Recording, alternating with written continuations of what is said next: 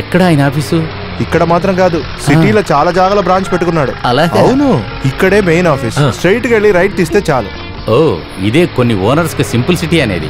ఆయన స్టేటస్ ని బట్టి చూస్తే ఎక్కడైనా ఉండొచ్చు కదా, కానీ అదన్నీ వదిలేసి ఇటువంటి ప్లేస్ లో చాలా సింపుల్ సిటీ. డబ్బే ఉంది ఆయన దంపుల దగ్గర. నేను డబ్బు తీసుకోను, స్ట్రైట్ గా వెళ్ళి రైట్ తీసుకోండి. ఓకే? పెద్దన్నయ్య ఖచ్చితంగా ఈ ఊరికి గొప్పవాడే అనుకుంటా. పాత పేపర్కి ఖజూర పళ్ళు, పేపర్ ఫోటోలో ఉండేవాడిని. పేపర్ పేపర్ పాత పేపర్లకి ఖజూర పళ్ళు.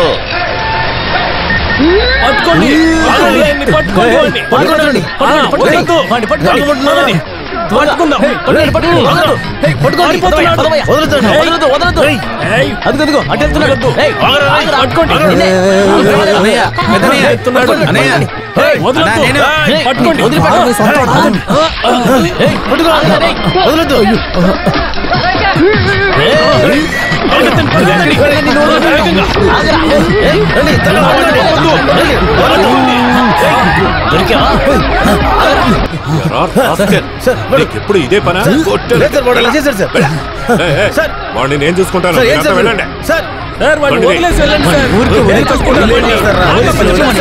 డబ్బులు తీసుకుని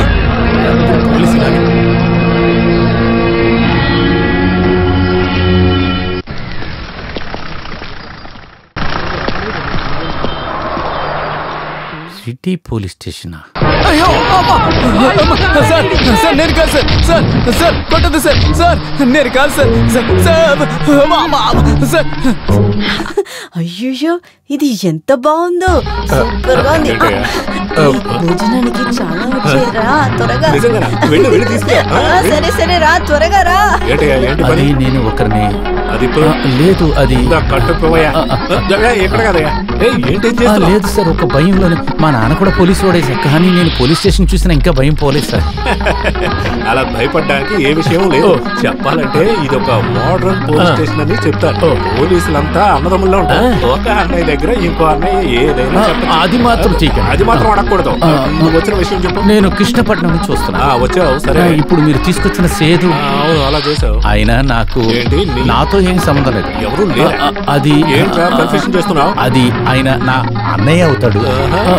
మరి వద్దు వద్దండి, వద్దు సార్. కొట్టకండి సార్, కొట్టకండి సార్, ఇదిగోండి, బాగుంటుంది. నువ్వు నన్ను పట్టుకుని అలాగే జీప్ లోకి తోసేసా చూడు, అది ఒరిజినల్ గా అనిపించిందిరా. కానీ నేను మీకు కన్ను చూపించాను. ఈ మధ్య నీకు సైకిల్ ఎక్కువయ్యారా? నేను అంతా గమనిస్తూనే ఉన్నాను. నాకు ఒళ్ళు నొప్పులు పుట్టాయో జాగ్రత్త. పెద్దన్నయ్య, అది బాలకృష్ణ సినిమా కదా. పెద్దన్నయ్య, నేను గుర్తు రావట్లేదా? కృష్ణపట్నం మాధవి గారు అబ్బాయి జైశంకర్. నాకు ఏ జయ్యి ఏ మాధవి అమ్మాయి ఎవరో తెలీదు. చిన్న వయసులో నేను చేసిన ఒక చిన్న తప్పుకి మీ నాన్న నాకు వేసిన శిక్ష ఆయన నాకు కత్తి పెట్టి కోసింది. ఇంకా అక్కడే ఉంది చూడు పెద్దన్న. ఇలాంటి మచ్చలు అందరికీ ఉంటాయి. అది కాదు, ఇదిగో ఇక్కడ ఇక్కడ ఇక్కడ చూడు. నాకేమీ తెలియదు. అయ్యో, నేను ఎలా చెప్పాలి? మీరు కొంచెం లెగండి, మీరు వంగండి, వంగండి అన్నారు కదా, వంగండి. ఇదిగో ఇది చూసారా మీరు? ఇది పెదనాన్న 4వ తరగతి చదివేటప్పుడు వీడు దొంగతనం చేశాడని ఆయన గీసిన గీటి. చాలా ఉన్నాయిరా. అయ్యో, ఏంటివి ఎక్కువగా ఉన్నాయేంటి? నేను చెప్పింది అదేరా, అలాంటివి చాలా ఉన్నాయి అని. ఒంగో పెట్టింది చాలరా. అసలు నేను ఇక్కడికి ఎవరు రమ్మన్నారా? అది అలా ఉన్నాయి. మా పెద్దన్ని ఎందుకు పట్టుకున్నారు మీరు? ఏంది, పోలీసు వాళ్ళు పట్టుకున్నారా? ఎవరిని పట్టారు? మీ పెద్దన్నయ్యని ఎవరు కొట్టకుండా కాపాడడానికి ఇక్కడ తీసుకొచ్చారు. ఊర్లో ఉన్న వాళ్ళు మా పెద్దన్ని కొడతారా? ఎందుకు? డబ్బు నగలు దొంగలిస్తే కొట్టరా ఏంటి? దొంగతనమా? నాకేమీ అర్థం కావట్లేదే. నా మొహం చూడు, దొంగ కళ ఉంది కదా. అయ్యో, నా మొహంలో? నా మొహంలోరా అది ఉంది. Thank God.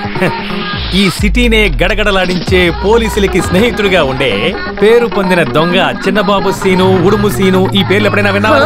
లేదు. అయితే ఇప్పుడు వినో, అది నేనే సీను బాబు. పెద్దన్నయ్య. నీకు మాత్రమే కాదురా, ఊళ్ళో ఉన్న దొంగలందరికీ నేను పెద్దన్నయ్యనే. ఊళ్ళో జనం నన్ను పట్టుకోవడానికి వచ్చినప్పుడు ఇదిగో వీళ్ళే నా ఫ్రెండ్స్. ఏదో ఒక కారణం చెప్పి నన్ను పట్టుకుని అక్కడి నుంచి ఎస్కేప్ చేసేస్తాను. నా కప్పరుస్తుంది తీ. హలో సార్, కంప్లైంట్ ఏమీ లేదు సార్. మనవాడే సార్. ఎవరో F2 రమణ గారు. అయ్యో అయినా నమస్కారం సార్. సార్ నిన్న ఒక పొట్లం పంపించాను, మీకు అందిందా? ఏంటి వచ్చే వారం మీ అబ్బాయికి MBA అడ్మిషనా? ఎన్ని కావాలి? ఓ 30. నేను పంపిస్తాను. సరే. రామారావు గారు అబ్బాయి MBA చదువుతున్నాడా? పోయిన సంవత్సరం వాడు BA, ఈ సంవత్సరం MBA, ఇంకో 2 సంవత్సరాలు అయితే MBBS అయిపోతాడు అనుకుంటే. పిల్లలు చాలా త్వరగా పెరిగిపోతున్నారు కదా. ఏది ఆ ఫైల్ ఇటివో? ఇదిగోండి. పడుకో. జస్ట్ ఒక సంతకం చేయి. ఊరి జనం ముందు నన్ను పట్టుకున్నారు కదా, జస్ట్ ఒక సాక్షి సంతకం అంతే. పెటికేషన్ ఛార్జ్ చేస్తే చాలు. కానీ అది సంతకం పెట్టరా.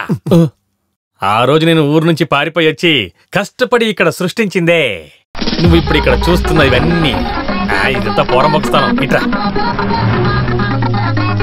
ఇదేరా నేను కష్టపడి ఏర్పాటు చేసిన అండర్వేర్, అండర్వర్.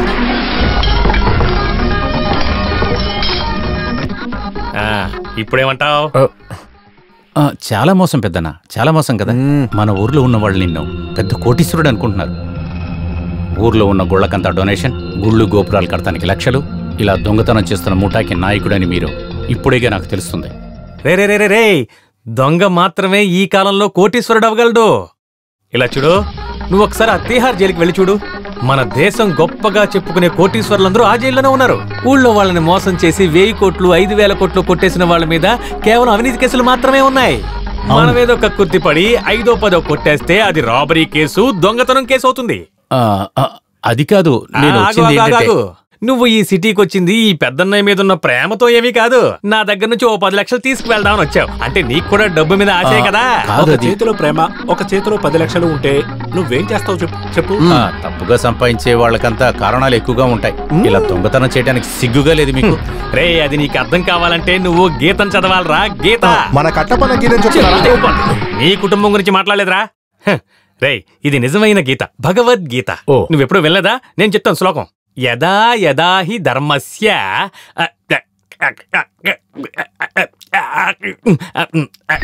నిన్న గొంతులో చేపమూలు గుచ్చుకుపోయింది, అందుకే చెప్పలేకపోతున్నాను. నువ్వు సంపాదించింది ఏదైనా నువ్వు తీసుకొచ్చిందా? నిన్న ఒకటి చేతుల్లో ఉండింది, రోజు మన చేతుల్లో, రేపు ఇంకొకటి చేతిలో. ఇప్పుడు నీకు అర్థమైందా? రేయ్ నువ్వు నాతో ఉన్నావు అనుకో, 10 రోజుల్లో 10 కోట్లు నువ్వు సంపాదించేలా చేస్తాను. దొంగతనం చేసిన డబ్బుగా నాకొద్దు. అయితే రిజర్వ్ బ్యాంక్ లో నోట్లు కొట్టించి ఇవ్వమంటావా? ఇలా చూడు, నీకు అందమైన మొహం ఉంది, కింద మంచి బాడీ ఉంది. దీన్ని యూజ్ చేసుకుని దాన్ని క్యాష్ గా మారుస్తాను. ఒక దొంగ కష్టం ఒక దొంగకే బాగా తెలుస్తుంది. అవును కరెక్ట్. వీళ్ళందరి మొహాలు చూసావు నువ్వు, ఉమ్మేయడానికి కూడా ఎందుకు పనికిరావు. అన్ని దొంగ మొహాలే. కానీ నీ మొహం అలా కాదు, అందమైన మొహం. నువ్వు ఇంకొంచెం పాలిష్ అయ్యే వరకు దొంగలకే రాజు అయిపోతావు.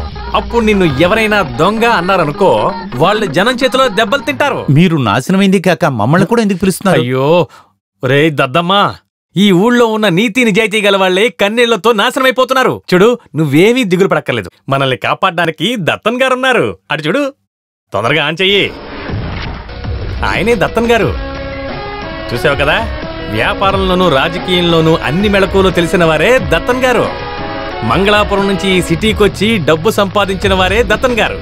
ఆ ఢిల్లీ వరకు డబ్బులు ఎరవేసి ఈ ఊళ్ళో ఎమ్మెల్యే పదవిని సాధించిన వారే మన దత్తన్ గారు. ఆ దత్తన్ గారి లెఫ్ట్ హ్యాండే ఈ చిన్నబాబు సీనో. ఆయన అండగా ఉండగా మనకెప్పుడు ఎటువంటి ఎదురు ఉండదు. ఎప్పుడైనా ఎక్కడైనా ఎలాగైనా దొంగతనం చేయి. నేను బయలుదేరతాను. చిన్న వయసులో మా ఊరు వదిలి పారిపోయిన పెద్దన్నయ్య ఇలా ఉంటాడని అనుకోలేదు. తర్వాత మీరు ఇంత పెద్ద దేశద్రోహిగా ఉంటారని నేను అస్సలు అనుకోలేదు. రే ఆగు. నువ్వు అనుకునేలాంటి దొంగలం కాదు మేము, అది తెలుసుకో. నేను చెప్పేది విను. మేం దొంగిలించిన డబ్బు సమాజంలో తిరుగుతూనే ఉంది. ఉదాహరణకి నువ్వు అలా ఊహించుకో, నా గ్యాంగ్ లో ఉన్న ఇద్దరు ఓ వడ్డీ వ్యాపారి ఇంటికి వెళ్ళి టింగ్ టాంగ్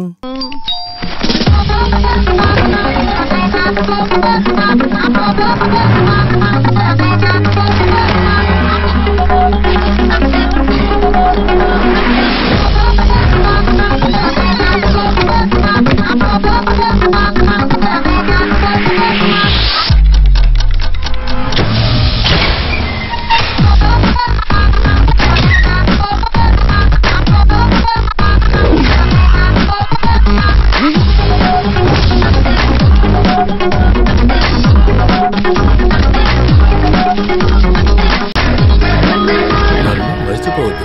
నిన్ను అస్సలు మర్చిపోను.